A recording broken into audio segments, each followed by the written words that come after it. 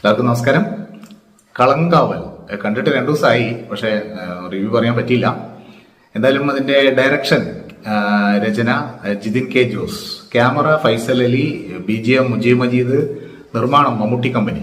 മമ്മൂട്ടി കമ്പനിയുടെ 7ാമത്തെ സിനിമയാണിത്. അപ്പോൾ ഇതിനു മുമ്പുള്ള മമ്മൂട്ടി കമ്പനിയുടെ സിനിമകളൊക്കെ നമ്മൾ പരിശോധിച്ച് കഴിഞ്ഞാൽ ഒരു കാര്യം മനസ്സിലാവും. എല്ലാ സിനിമകളും ഒന്നിനൊന്ന് വ്യത്യസ്തമായ സിനിമകളാണ്.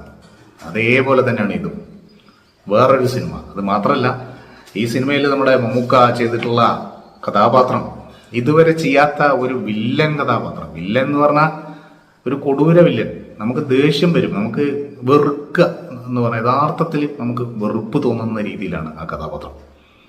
അപ്പോൾ ആ ഒരു കഥാപാത്രം എടുത്ത് അഭിനയിക്കാൻ കാണിച്ച മനസ്സ് തന്നെയാണ് അത് ഒരു വലിയ മഹാനടന്റെ ഒരു ക്വാളിറ്റി ആയിട്ട് നമ്മൾ കണക്കാക്കേണ്ടത്.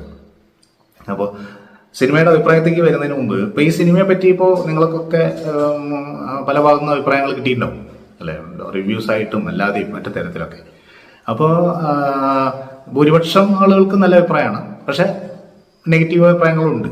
അപ്പൊ എന്താണ് ആ ഒരു മിക്സഡ് അഭിപ്രായത്തിന്റെ കാരണം നമുക്ക് ആദ്യം ഒന്ന് പരിശോധിക്കാം. അതായത് നമ്മൾ പ്രധാനമായിട്ടും ഇപ്പൊ നേരത്തെ പറഞ്ഞൊരു കാര്യം, അതായത് മമ്മൂക്ക നമ്മൾ ഇഷ്ടപ്പെടുന്ന, നമ്മൾ ഏറ്റവും നല്ല ഒരു നായകനായിട്ടും നല്ല കഥാപാത്രമായിട്ടൊക്കെ നമ്മൾ മനസ്സിൽ കൊണ്ടു നടക്കുന്ന മമ്മൂക്ക നമ്മളെ വെറുപ്പിക്കുന്ന രീതിയിൽ ഒരു കഥാപാത്രം ചെയ്യുമ്പോൾ ചിലർക്ക് അത് ഇഷ്ടപ്പെടില്ല. അപ്പോൾ അതൊരു നെഗറ്റീവാണ്. പിന്നെ രണ്ടാമത്തെ ഒരു നെഗറ്റീവ് എന്ന് പറഞ്ഞാൽ, ഈ സിനിമ ഒരു എന്റർടൈൻമെന്റ് സിനിമയല്ല, ഒരു വിനോദ സിനിമയല്ല. നമ്മൾ അടിച്ച് പൊളിച്ച് കാണാൻ പറ്റില്ല. അതായത് ഫാമിലി ആയിട്ടൊക്കെ പോയിട്ട് നമ്മളിങ്ങനെ ഭയങ്കര തമാശ, അട്ടി മാസ് ഇങ്ങനെ ഒന്നും ഈ സിനിമയിൽ പ്രതീക്ഷിച്ച് പോകണ്ട. അങ്ങനെ ആ ഒരു പ്രതീക്ഷയോടുകൂടി നിങ്ങൾ ഈ സിനിമ കാണാതിരിക്കുകയാണ് നല്ലത്. ഇത് വളരെ ഒരു സ്ലോ ആയിട്ട് ഒരു ആ രീതിയിലാണ് ഇത് പോണത്. അപ്പോൾ ഇതിൽ നമ്മുടെ മമ്മൂക്ക ചെയ്തിട്ടുള്ള കഥാപാത്രം നിങ്ങൾ മിക്ക ആളുകൾക്കും അറിയാം. ജീവിച്ചിരുന്ന, ഇപ്പോഴും ഉണ്ട്, ആള് ജയിലിലാന്ന് തോന്നുന്നു, ഒരു കഥാപാത്രം, ഒരു സൈക്കോ കില്ലർ. അതായത് ഒരുപാട് സ്ത്രീകളെ വശീകരിച്ച് കൊലപ്പെടുത്തിയിട്ടുള്ള, 20ൽ കൂടുതൽ സ്ത്രീകളെ കൊലപ്പെടുത്തിയിട്ടുള്ള ഒരു വ്യക്തി, സൈനൈഡ് മോഹൻ എന്ന് പറഞ്ഞ ആളുടെ കഥയായിട്ട് സാമ്യമുള്ളതാണ് ഇതിലും 20ൽ കൂടുതൽ ആളുകളെ മമ്മൂക്ക ചെയ്യുന്ന കഥാപാത്രം കൊല്ലുന്നുണ്ട്. അപ്പം അത് സ്പോയിലർ അല്ല, കാരണം ഇതൊക്കെ നേരത്തെയും ന്യൂസുകളിലും മറ്റ് ഓൺലൈനിലൊക്കെ വന്നിട്ടുള്ള കാര്യമാണ്. അതുകൊണ്ടാണ് ഞാനിത് പറയുന്നത്. അപ്പോൾ അത് ഒരു നെഗറ്റീവ്. അപ്പോൾ ഇങ്ങനെയുള്ള പല നെഗറ്റീവുകളും ഈ സിനിമയിലുണ്ട്. അത് നമുക്ക് ഒഴിവാക്കാൻ പറ്റില്ല. അത് തന്നെയാണ് ആ സിനിമ.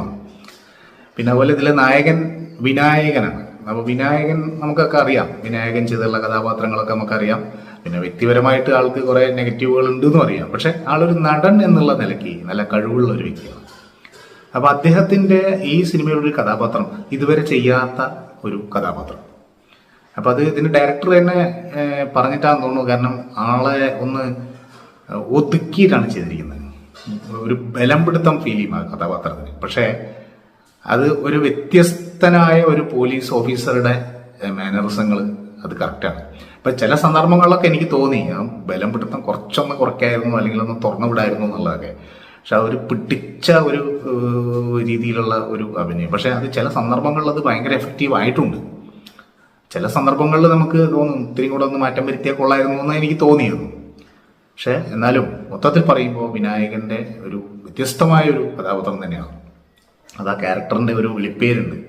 അപ്പൊ ആ വിളിപ്പേരിന് അനുസരിച്ച ഒരു പ്രകൃതമാണ് അയാളുടെ. അപ്പോൾ അത് ചില ആളുകൾക്ക് ചിലപ്പോൾ വിനായകന്റെ അതിനു മുമ്പ് നല്ല കഥാപാത്രങ്ങൾ കണ്ടിട്ടുള്ളവർക്കും എല്ലാവർക്കും ചിലപ്പോൾ ഈ കഥാപാത്രം ഉൾക്കൊള്ളണമെന്നില്ല. അപ്പോൾ അതൊരു പ്രത്യേകത. പിന്നെ ഇപ്പൊ മമ്മൂക്ക വില്ലൻ റോളാണെങ്കിലും ആ വില്ലൻ റോളുകൾ ഇതിനു മുമ്പും ഒരുപാട് സിനിമകളിൽ മമ്മൂക്ക ചെയ്തിട്ടുണ്ട്. പക്ഷെ ഇതിലേക്ക് വരുമ്പോൾ ആ വില്ലൻ വളരെ സൗമ്യനായ, ഒരു സൈലന്റ് ആയിട്ടുള്ള ഒരു വില്ലനാണ്. അതായത് ഇപ്പോൾ ഒരു സൈക്കോ കില്ലർ എന്നൊക്കെ പറയുമ്പോൾ ഒരു ഭയങ്കര സൈക്കോ ആയിട്ട് ഒരു ഭ്രാന്ത് പിടിച്ച മാതിരി ഒരു പ്രകടനമില്ല. അപ്പൊ അതുകൊണ്ട് തന്നെ ചില ആളുകൾക്ക് തോന്നും ഇതെന്തപ്പം ഇത്ര കൂടുതൽ വലിയ അഭിനയമൊന്നും ഇല്ലല്ലോ എന്നുള്ളത്. പക്ഷേ വളരെ ശ്രദ്ധയോടെ അദ്ദേഹത്തെ നിരീക്ഷിച്ചാൽ മനസ്സിലാവും. കാരണം അദ്ദേഹത്തിന്റെ ചെറിയ ചില മുഖഭാവങ്ങളും കൊലപാതകങ്ങളൊക്കെ ചെയ്യുമ്പോഴുള്ള ആ ഫേസിൽ വരുന്ന സാധനങ്ങളൊക്കെ അതൊരു പുതിയ സാധനങ്ങളാണ്. നിങ്ങളത് വളരെ ശ്രദ്ധിച്ചാൽ മനസ്സിലാവും. അതുപോലെ ആളുടെ ആറ്റിറ്റ്യൂഡ്, അതുപോലെ ആള് പെൺകുട്ടികളെ, സ്ത്രീകളെ വശത്താക്കുന്ന രീതികൾ ഒക്കെ മമ്മൂക്ക ഇതുവരെ ചെയ്യാത്ത ഒരു രീതിയിലാണ് അത് കൊണ്ടുപോയിരിക്കുന്നത്. പിന്നെ അദ്ദേഹത്തിന്റെ പൊതുവെ ഉള്ളൊരു പ്രത്യേകത എല്ലാവർക്കും അറിയാം. കാരണം ഈ ഭാഷ കൈകാര്യം ചെയ്യുന്ന രീതി. അപ്പോൾ മലയാളത്തിൽ തന്നെ ഇപ്പോൾ തിരുവനന്തപുരം, തൃശ്ശൂര്, കാസർഗോഡ് പല ഭാഷകളും അദ്ദേഹം പല കഥാപാത്രങ്ങളിലും ഉപയോഗിച്ചിട്ടുണ്ട്. തിരുവനന്തപുരം ഭാഷ തന്നെ രാജമാണിക്യത്തിൽ ഉപയോഗിച്ചിട്ടുണ്ട്. പക്ഷെ രാജമാണിക്യത്തിൽ ഉപയോഗിച്ച തിരുവനന്തപുരം ഭാഷയല്ല അദ്ദേഹം ഇതിൽ ഉപയോഗിച്ചിരിക്കുന്നത്. ഇത് കൃത്യമായിട്ടുള്ള ഒരു നമുക്ക് കറക്റ്റായിട്ടും അത് ആൾ അവിടുത്തുകാരൻ തന്നെയാണെന്ന് തോന്നുന്ന രീതിയിലുള്ള ഒരു പ്രകടനം. അതുപോലെ തന്നെ തമിഴ് സ്ത്രീകളോട് സംസാരിക്കുമ്പോൾ ശരിക്കും ആ തമിഴ് സംസാരിക്കുന്നതൊക്കെ നമുക്ക് അത്രയ്ക്കും ഒരു കൃത്യത അതിനകത്ത് അനുഭവപ്പെടും. അദ്ദേഹത്തിൻ്റെ ഈ ഇരകളായിട്ടുള്ള ഒരു ഇൻട്രാക്ഷനൊക്കെ വളരെ സൂക്ഷ്മമാണ്, വളരെ ശാന്തമാണ്. അപ്പം അതുകൊണ്ട് നമുക്ക് എന്താ ഇത്ര വലിയ അഭിനയം എന്ന് തോന്നും. പക്ഷെ ക്യാമറയ്ക്ക് മുമ്പിൽ അങ്ങനെ ശാന്തമായിട്ടും അങ്ങനെ വളരെ കൂളായിട്ടുള്ള ഒരു വില്ലനായിട്ടൊക്കെ അഭിനയിക്കേണ്ടി വരുമ്പോഴുള്ളൊരവസ്ഥ അത് അഭിനയിക്കുന്നവർക്കേ മനസ്സിലാവും. അതാണ് ഭൂരിപക്ഷം ആളുകൾക്കും ഈ ഒരു കഥാപാത്രം നന്നായിട്ട് ഇഷ്ടപ്പെടാനുള്ളൊരു പ്രധാന കാരണം. അതായത് വില്ലനാണെങ്കിലും ആ വില്ലത്തരം ആളുകൾ ഏറ്റെടുത്ത് കഴിഞ്ഞു. അത് റിവ്യൂകളിലൊക്കെ നിങ്ങൾ കണ്ടിട്ടും കേട്ടിട്ടൊക്കെ ഉണ്ടാവും എന്ന് വിചാരിക്കണം. അപ്പോൾ അതാണ് അദ്ദേഹത്തിൻ്റെ ഒരു എടുത്തു പറയത്തക്ക ഒരു പ്ലസ് പോയിന്റ്. അതാണ് പറയാനുള്ളത്. പിന്നെ സിനിമ ഇഷ്ടപ്പെടാതിരിക്കാനുള്ള മറ്റു പല കാരണങ്ങളും പറയുമ്പോൾ അതിലൊന്ന് വെച്ചാൽ ഈ സിനിമ തുടക്കത്തിൽ തന്നെ നമുക്കറിയാം ആരാണ് വില്ലൻ, അറിയാം. അതുപോലെ തന്നെ ഇത് അന്വേഷിക്കുന്ന പോലീസ് ഉദ്യോഗസ്ഥൻ ആരാന്ന് നമുക്കറിയാം. പിന്നെ ഈ പടം കഴിയുന്നത് വരെയും ഒരു വശത്ത് അന്വേഷണം നടക്കുന്നു, ഒരു വശത്ത് കണ്ടിന്യൂസ് ആയിട്ട് കൊലപാതകങ്ങൾ നടക്കുന്നു. എന്താണ് ഇത് ഇയാളെ പിടിക്കാൻ പറ്റാത്തത് എന്ന് നമുക്ക് തോന്നും. പക്ഷെ അത് റിയലായിട്ട് ചിന്തിക്കുമ്പോൾ ഇപ്പം അത് ഒരു ബുദ്ധിമാനായിട്ടുള്ള ഒരു കില്ലറെ പിടിക്കാൻ എളുപ്പമല്ല. അപ്പോൾ അതുകൊണ്ട് തന്നെ വീണ്ടും വീണ്ടും മൊബൈൽ ട്രേസ് ചെയ്തിട്ടും പല തരത്തിലും അന്വേഷണങ്ങൾ നടത്തിക്കൊണ്ടേയിരിക്കുകയാണ്. അപ്പോൾ അതിലും കുറേ നെഗറ്റീവ് വരാൻ സാധ്യതയുണ്ട്.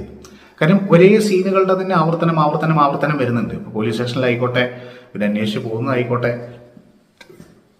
മൊബൈൽ നമ്പർ ട്രേസ് ചെയ്യുന്നതായിക്കോട്ടെ, വീണ്ടും വീണ്ടും അത് തന്നെ കാണിച്ചുകൊണ്ടിരിക്കുമ്പോൾ കാണുന്നവർക്ക് തീർച്ചയായിട്ടും ബോറടിക്കാനുള്ള നല്ല സാധ്യതയുണ്ട്, ലാഗ് അടിക്കാനുള്ള നല്ല സാധ്യത ഈ സിനിമയിലുണ്ട്. പക്ഷെ അതാണ് റിയൽ, അത് അങ്ങനെയാണത്.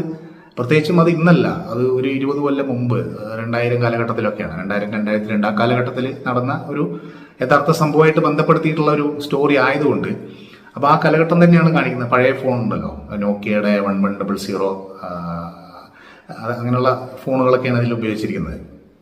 അപ്പോൾ ഇന്നത്തെ നെറ്റ്വർക്കും കാര്യങ്ങളും ഇത്രയും വിപുലമായ കാലഘട്ടത്തിൽ കുറച്ചുകൂടി എളുപ്പമായിരിക്കും ഇവരെ കണ്ടുപിടിക്കാൻ. പക്ഷെ അന്ന് അങ്ങനെയല്ല. അപ്പോൾ അതുകൊണ്ട് തന്നെ നമുക്ക് ആ ഭാഗത്ത് കുറച്ച് ബോറടി അനുഭവപ്പെടാൻ സാധ്യതയുണ്ട് സിനിമ കാണുമ്പോൾ.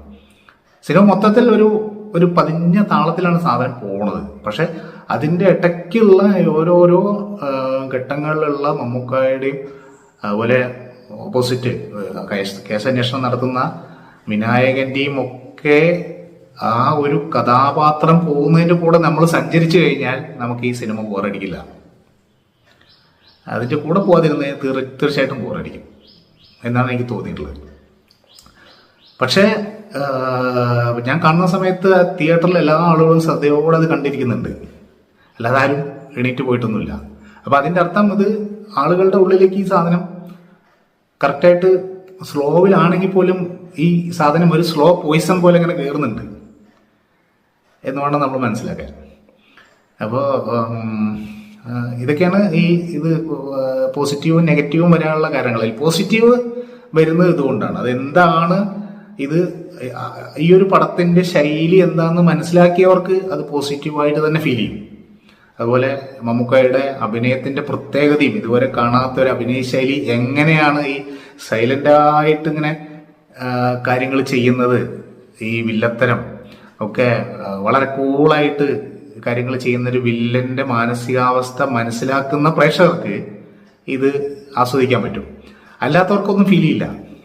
ഇതിപ്പോ എന്ത് വില്ലൻ എന്ന് പറഞ്ഞിട്ട് യാതൊരു ഇതുമില്ല, കൂളായിട്ട് ഇങ്ങനെ എല്ലാവരും കൊല്ലുന്നു എന്ന് മാത്രമേ തോന്നുള്ളൂ. പക്ഷെ അതിനകത്ത് വരികൾക്കിടയിൽ വായിച്ചെടുക്കാനുണ്ട് എന്ന് പറയുന്നത് പോലെ ഇതിന്റെ ഉള്ളിൽ ഒരുപാട് കാര്യങ്ങൾ നമുക്ക് മനസ്സിലാക്കി എടുക്കാനുണ്ട്. അതായത് ഇദ്ദേഹം ഓരോ ആളുകളെയും കൊല നടത്തുന്നതിന്റെ രീതി, എന്നാൽ അതൊന്നും ഒരു വൾഗറായിട്ടുള്ള രീതിയിലൊന്നുമില്ല. അതുപോലെ തന്നെ വയലൻസ് രീതിയിലുള്ള ഒന്നുമില്ല. അതായത് ഇപ്പോൾ വെട്ടി മുറിച്ച് അങ്ങനെയുള്ള സംഭവങ്ങളൊന്നും കാണാൻ പറ്റാത്ത രീതിയിലുള്ള ഒരു സംഗതികളും അതിനകത്തില്ല. അതൊക്കെ തന്നെയാണ്. പിന്നെ ഈ സിനിമയുടെ ഒപ്പം പോണ സമയത്ത് നമ്മൾ അറിയാതെ തന്നെ ഇതിങ്ങനെ മനസ്സിലേക്ക് കയറി വരുന്നത് കൊണ്ടാണ് വില്ലനായിട്ടും നായകനായിട്ടും നമ്മൾ അവസാനമാകുമ്പോഴേക്കും നമ്മൾ കാണും. അതുകൊണ്ടാണ് വിനായകൻ അവസാനം വിജയിക്കുന്ന സമയത്ത് നമ്മൾ വിനായകന് വേണ്ടി കൈയടിക്കുന്നത് മമ്മൂട്ടിയോടുള്ള ദേഷ്യം കൊണ്ടല്ല, മമ്മൂക്കയോടുള്ള ദേഷ്യം കൊണ്ടല്ല. കാരണം അത് ആ ഒരു തിരക്കഥയുടെ വിജയം തന്നെയാണ്. അപ്പോൾ ആകെ മൊത്തം പറയുകയാണെങ്കിൽ ഇങ്ങനെയാണ്. നമ്മൾ പെട്ടെന്ന് പോയിട്ട് ഒരു എൻജോയ് ചെയ്യാൻ പറ്റുന്ന ഒരു സിനിമ എന്നുള്ള രീതിയിൽ നിങ്ങൾ ഈ സിനിമയ്ക്ക് പോകണ്ട. വളരെ ശ്രദ്ധയോടെ കണ്ടിരിക്കാനുള്ള ക്ഷമയുണ്ടെങ്കിൽ പോയി കണ്ടു കഴിഞ്ഞാൽ ഇതിൽ നല്ല അഭിനയ മുഹൂർത്തങ്ങൾ, ഇതുവരെ കാണാത്ത ഒരു മമ്മൂക്കയെ കാണാം. അതുപോലെ ഇതുവരെ കാണാത്ത ഒരു വിനായകനെ കാണാം. അതുപോലെ മറ്റ് കഥാപാത്രങ്ങളൊക്കെ അവര് ഒരുപാട് സ്ത്രീ കഥാപാത്രങ്ങളുണ്ട്. കുറേശ്ശെ ഉള്ളെങ്കിലും അവർക്ക് അതിനനുസരിച്ചുള്ള പ്രാധാന്യം കൊടുത്തിട്ടുണ്ട്. അതിൽ ചിലരൊക്കെ നന്നായിട്ട് മികച്ച പെർഫോമൻസ് തന്നെ കാഴ്ചവെച്ചിട്ടുണ്ട്.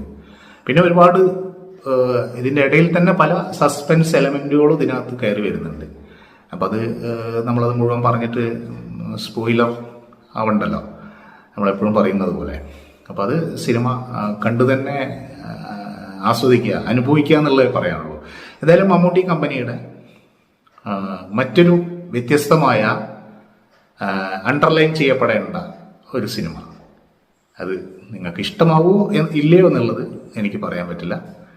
അത് ഞാൻ സാധാരണ പറയുന്നത് പോലെ നിങ്ങളുടെ ഒരു ആസ്വാദന നിലവാരമുള്ള ഈ സിനിമ കണ്ടിട്ടുള്ള ആളുകളോട് അഭിപ്രായം ചോദിച്ചിട്ട് കണ്ടാൽ മതി. അല്ലെങ്കിൽ നിങ്ങൾ ഈ സിനിമ കണ്ടിട്ട് അയ്യോ ഇത് പറഞ്ഞിട്ട് പോയി കണ്ട ആകെ പൈസ പോയി എന്ന് പറയരുത്. പക്ഷേ എൻ്റെ ഒരു ജനറലായിട്ടുള്ള ഒരു കാഴ്ചപ്പാടിൽ ടിക്കറ്റിന്റെ പൈസ നഷ്ടാവാനുള്ള ഒന്നും സിനിമയിലില്ല. അത്യാവശ്യം കാണാനുള്ളത് സിനിമയിലുണ്ട്.